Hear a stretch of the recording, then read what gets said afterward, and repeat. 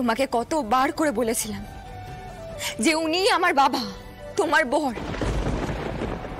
তুমি কিচ্ছু মানলে না বড় মা, কিচ্ছু না। তোমায় কতবার বলেছিলাম যে ওনার কিচ্ছু মনে নেই, কিচ্ছু না। উনি নানান জায়গায় ঘুরে বেরিয়েছেন, ওনার জন্ম দাগটাগ সব নষ্ট হয়ে গেছে। তখন তুমি একটা কথাতেও কান দাওনি বড় মা, একটা কথাতেও না। উল্টে তুমি আদালতে গিয়ে এটা বয়ান দিয়েছে যে উনি বড় রাজাবাবু নন। এমন করে বলিস না রে মা, এমন করে বলিস না। আমি সত্যি বুঝতে পারিনি রে। আমি আমি আমি ক্ষমা চাইছি। না না, আমার তো পুরনো কথা কিছু মনে নেই, তাই আমিও জোর দিয়ে কিছুই বলতে পারবো না। রক্ত পরীক্ষা করে এখানে সবাই বলছে আমি নাকি এই স্টেটের রাজা ছিলাম,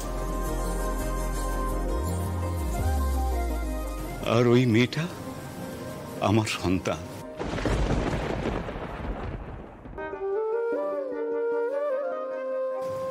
আমি সব মেনে নিয়েছি, কারোর প্রতি কোনো অভিযোগ আমার নেই। সত্যি তো, মৃত মানুষ ফেরে না। এখানে কেউ জানে না তো যে আমার মৃত্যু হয়নি। ঈশ্বর আমাকে জীবনের গভীর অর্থ জানার পথে নিয়ে গিয়েছিলেন। সেখানে আমি নানান সাধনা করেছি আগের স্মৃতি মনে করার, কিন্তু না, মনে পড়েনি। আজ বোধ করি ঈশ্বর স্বয়ং আমাকে এখানে এনে ফেলেছে, তাই ক্ষমা চাওয়ার কোনো প্রয়োজন নেই।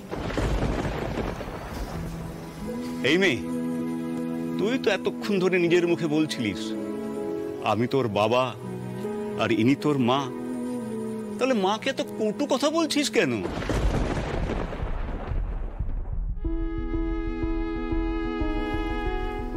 ফুলকি, কেন শুধু শুধু বড় মার উপর অভিমান করছো? তুমি তো জানো সবটা। বড় মাকে ভুল বোঝানো হয়েছিল।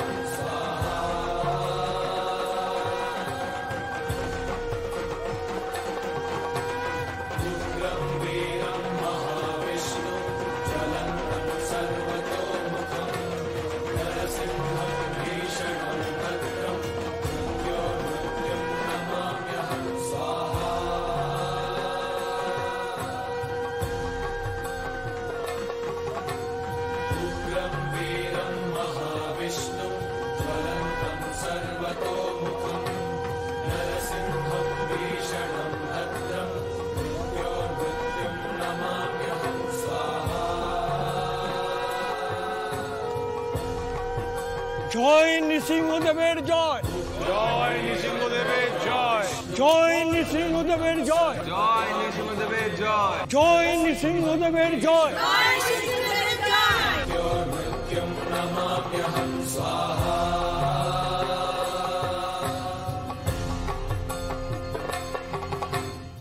এই রাজবংশের উপর বড় রাজা বাবু তার কন্যা সিংহাসনের উত্তরাধিকারীকে ফিরিয়ে দিয়েছেন। তিনি এক পক্ষকাল নৃসিংহদেবের আরাধনার পর এবারের মহাপুজো খুব ধুমধাম করে করার বন্দোবস্ত করো ধৈর্যটি। তাই হবে গুরুদেব। ফুলকি, আয়। গুরুদেব, এই হলো আমার মেয়ে ফুলকি। এবারের পুজোয় নৃসিংহদেব আমাদের উপর অসীম কৃপা করেছেন। আপনি আমার মেয়েকে আশীর্বাদ করুন গুরুদেব। চৌধুরী বংশের দায়ভার তাহলে এর উপরেই গিয়ে পড়ল।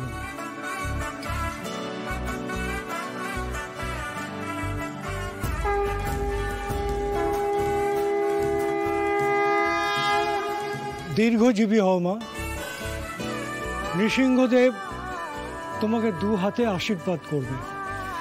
রাজমহলের বড় রাজাবাবু ফিরতে পেরেছেন শুধুমাত্র ওরই জন্য, আর সকলে মেনে নিতে বাধ্য হয়েছেন যে উনিই বড় রাজাবাবু, আর উনি বেঁচে আছেন, আর আমার মেয়েও বেঁচে আছে। এই চমৎকার পক্ষকালের পুজোর মধ্যেই হয়েছে জানেন। এই রাজমহলের মহাপুজো এবার আমরা খুব বড় করেই করব, খুব বড় করে।